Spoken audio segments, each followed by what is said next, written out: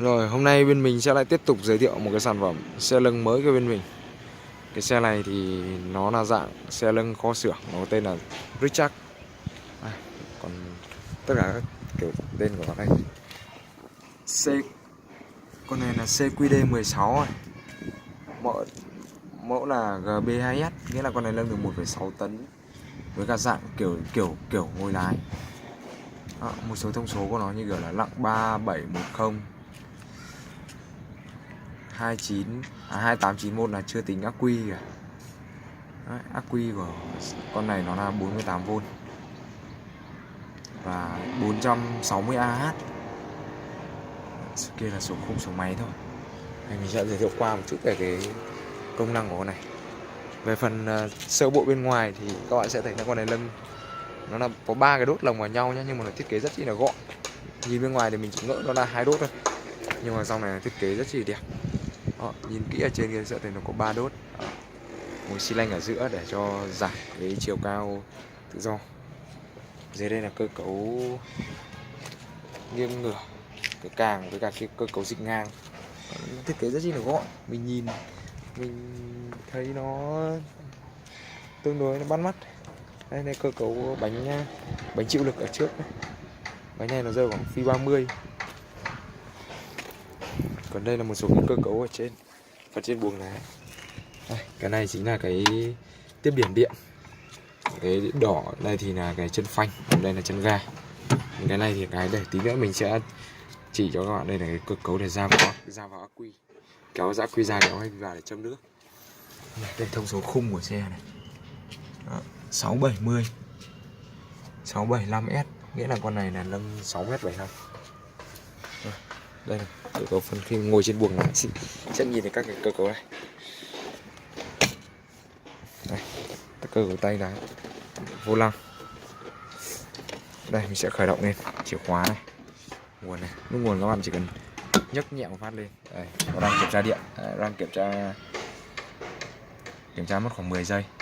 Rồi, khi các bạn nhìn thấy cái đèn ghế sáng kia nghĩa là mình chưa đạp cái tiếp điểm điện. Đây, khi mình đạp một phát là nó sẽ hết. Đấy. Rồi. Với 4 cái công tắc này thì hiện tại 2 công tắc này thì nó không sử dụng đến, thì nó đang để ở cái dạng như này. Còn đây là đèn, bấm vào là đèn sáng. Xe này thì có 2 chức năng này, các bạn nhìn này, 180 và 360 ở cái bánh lái. Mình bấm một phát nó sẽ ngắt một lửa cái hành trình lái ngay. Đấy. Trên cái đồng hồ này thì các bạn sẽ thắc mắc là tại sao nó có rất nhiều cái này. Thì đối với phiên bản này bên mình thì nó có khả năng là thay đổi tốc độ làm việc của xe. Nghĩa là khi các bạn chỉnh ở đây này thì nó sẽ tăng được tốc độ lên, và bấm vào cái rùa này thì nó sẽ giảm. Còn một số cái thông số ở trên đồng hồ đây. Đấy, hiện tại nó đang báo là xe đang đứng yên thì tất nhiên là 0 km/h rồi. Đấy, còn đây là hướng cái bánh xe đang làm này. Còn đây là ắc quy. Con ắc quy này nó chạy có thể là 8 tiếng. Đây là còi. Đây là phanh. Khi mình đèo đây thì cái đèn phanh nó sáng ngay. Khi mình bấm một phát nữa thì sẽ tắt. Đó, bấm này. Đấy, bật này. Đấy. Rồi, còn đây là 4 cái nút điều khiển. Tí nữa mình sẽ thực hiện thao tác cho các bạn biết. Là đây, mình đẩy lên, đẩy xuống thì nó sẽ là điều khiển cái này là lưng hạ. Đây là điều khiển đây là con rích này, ra vào khung này. Đây là cái nghiêng ngửa càng. Còn đây là bộ điều khiển bộ dịch giá. Đây là tiến lùi này, đây là số tiến số lui, điều khiển điện hết. Con xe này thì 100% là điện rồi, không có gì phải bàn cãi. Đấy, hệ thống gương đây, gương cầu lồi. Đèn thì là 2 con đèn led rất là sáng. Về cơ bản tổng quan đây phần sau của cái khung nhìn rất đẹp mắt. Trên đây nó còn thiết kế là một cái đèn cảnh báo này. Đây tổng thể toàn bộ cái xe. Thì bên mình sẽ nhờ anh kỹ thuật bên mình thực hiện một cái thao tác để cho các bạn xem rõ nhất. Đây. Đấy, anh lên xe thì anh sẽ gạt một cái bên tay lái này xuống để đảm bảo an toàn này. Đây là cơ cấu dây an toàn, nhưng mà anh sẽ thắt dây an toàn. Anh kéo thì nó ngắt đấy, đây này, thả ra đây. Kéo từ từ. Nó cũng cơ cấu ăn dây an toàn nó như kiểu ô tô. Rồi bên mình sẽ nhờ anh đấy thực hiện thao tác là lên xuống đi. Lên xuống là cái cần đầu tiên. Cái xe này lưng thì nó cao vô đối luôn, cao khoảng 7 mét. Mình có thể mang ra để so sánh con cần trục bên cạnh. Rồi ok anh ơi.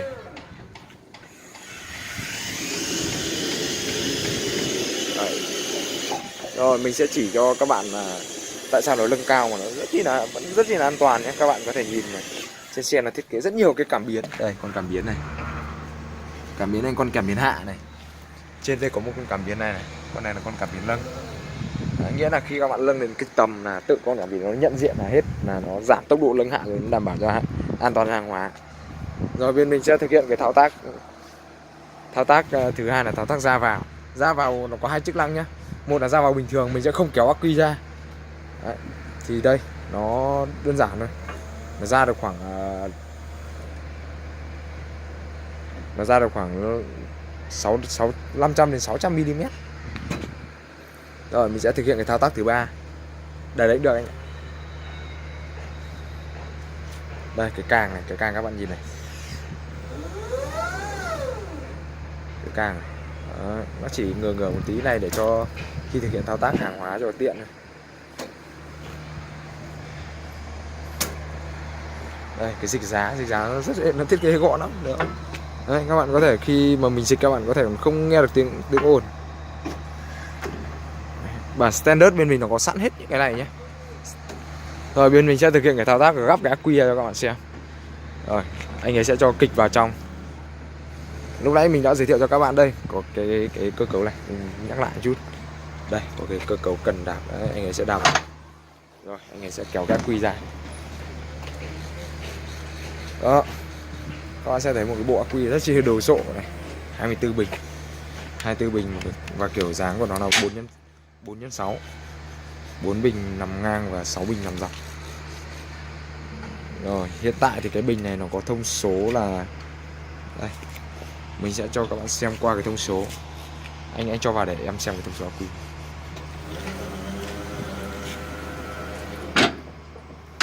Rồi đi ra thôi. Đó, mình sẽ cho các bạn xem cái thông số của cái xe. Thông số của ắc quy đây, ắc quy GS Nhật. Đó, kiểu model là 3PZ S450. Cái bên dưới là kiểu mã thôi. Và cái tiếp theo là cái ngày sản xuất kìa. Hôm nay mình đang quay video là ngày 21 tháng 11 năm 2018, mà cái ngày sản xuất là 19 tháng 10 2018, chứng tỏ là ắc quy là mới 100% khi lắp đặt. Bởi vì khi bên mình nhập hàng nó sẽ mất khoảng 35 đến 40 ngày sau khi hoàn thiện về Việt Nam. Bên đây này thì là cái 48V này, 450Ah, lúc nãy mình còn nói nhầm chữ là 460. Thì tiếp theo đó là cái số cell kìa. Low hợp cell là 24 cell. Tiếp là 819 kg, nó nặng có 1 tấn ấy, nó cũng như giống như một đồ trọng của cái xe. Đây phần dưới. Đây. Trong đây là cái cụm van điện nhá. Thì hiện tại thì bên mình thiết kế là kỹ thuật họ che chắn ở trong đây. Đây tiếp theo là một con cảm biến hành trình ra vào này, nó gọi là rick đấy. Tổng thể cái xe nó như thế thôi. Bây giờ anh ấy sẽ tiến lùi một chút để cho mình xem thử cái thao tác.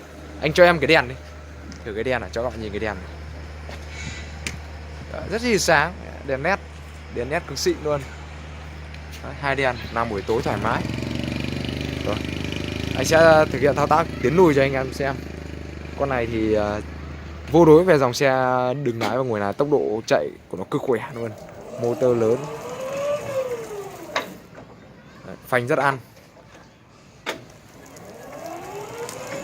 Rồi ok.